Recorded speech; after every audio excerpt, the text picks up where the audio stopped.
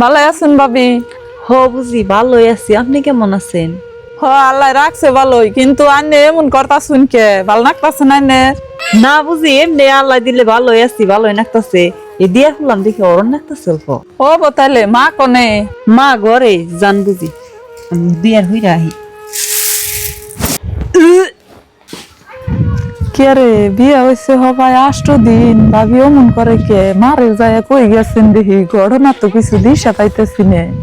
মা মা কস কি আর কই, আগে বইয়া নই তারপরে তোমারে কইতেছি। কি রয়েছে গেদি না তগো বাড়তে কোনো তা হইছে? না মা, আঙ্গ বাইতে কোনো তাও নাই, তুমগো বাইতে হইছে।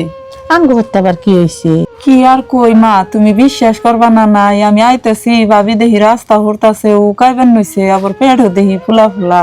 বাইরে বিয়াই করাইলে 7-8 দিন ধরে পেটও দেখি ফুলা ফুলে, আবার ও কাইবারও নইছে। আগেকারই তো কোনো হানে ভেজাল বাজাই না নাই। হেই তুই এগুলা কি কর? 1 সপ্তাহ হই নাই বিয়ে হইছে, সেই তুই অমনে করবো, আর মানুষ দেখলে বুঝন যায় না অমনে না তো। আর তুই যে কিনা বদনামের কথা কইতেছস, এগুলা যদি বউডাই শুনে তাহলে কি খারাপ পাবা? আর গেদার কানে যদি যায় তাহলে তো গেদা তোর বাড়িতে উঠপার দিব না। মা আমার কথা যে তোমার বিশ্বাস হবো না ওরা আমি জানি, আমি দেখে হেরে আমার নিজেরই বিশ্বাস নাই, আর তোমার বিশ্বাস হবো কেমনে? তুমি একটু চাইয়া দেখছেন কেমন করতেছে।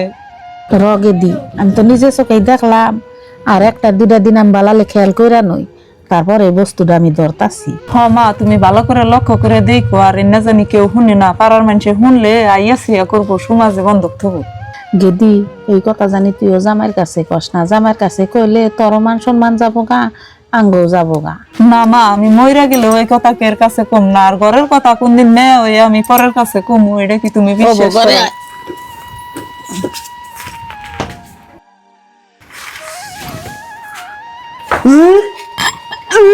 ও বউ এনে হাসো তুমি? হ মা আমি আইতেছি। এনে বহ। কম মা। হ্যাঁ বউ, সেদিন আমারে গেদি কইছে, আমি গেদির কথা তুচ্ছ তাচ্ছিল্য করে দিছি, আজকে আবার তোমার ওই স্বভাব দেই কে? এমনি কা তুমি আমার কাছে হাসা কথা কও, তোমার কি হয়েছে? তারপরে সে তোমার রেহাই হবো। কোমা কিছু তো হয় নাই। বউ তুমি এই পিঠটা কোন থেকে বাজাইছো আর কতদিন ধরে বাজাইছো? আমার কাছে হাসা কথা কও, আর যদি না কও তাহলে তোমার বাপ বাইরা আজকে খবর দানমু। মা তাহলে শুনেন, আঙ্গ বাপ ভাইয়ের কাছে ফোন করে আমি আগে কিছুই কইন না, আমি সব আপনার কাছে কই।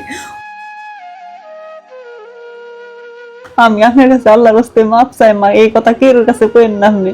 বউ তুমি কি দিয়া ভাবলা যে অন্য জায়গায় পিক ফেলাই আইয়া তুমি আমার বাড়িতে ডালবা?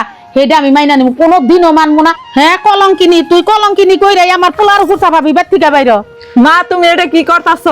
কি করতাছি? তুই যে আমারে কথাটি কইছিলি তখন আমি বিশ্বাস করি নাই, আর আজকে আমি নিজে হাতে রাতে ধরছি। এই কলঙ্কিনী আমি কোনোদিনও মাইনা নিম না, আমার পোলার গাড়ে চাপাবো না।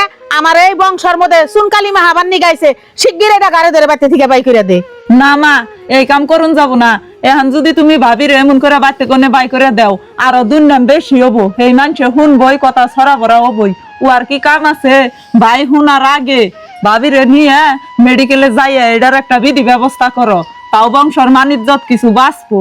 আর মা, ওর জায়গায় যদি আমি হইতাম তাইলে কি তুমি মাইনা নিতে না? পেটের মেয়ের বুল যদি মাইনা নিয়ে হারো, বোর বুলো তুমি মাইনা নিয়ে হাবা। একটা নারী হইয়া আর একটা নারীর কলঙ্কিনী যদি তুমি ডাইকা নিয়ে হারো, তাতে আল্লাহ তোমার খারাপ করবো না, ভালোই করবো। হগে দি তখন তো আমার ওটা রাগের চোটে খেলা চাল না, তাহলে হ্যাঁ নো যাইয়া মেডিকেলে কি একটা ব্যবস্থা কইরা নিয়ে আহি, তাছাড়া তো আর উপায় নাই। হমা ন যাই, এই অবস্থায় এই মানুষে জানার আগে মেডিকেলে নিয়ে এটার একটা বিধি বিহিত করে নিয়ে আহি। নো যাই।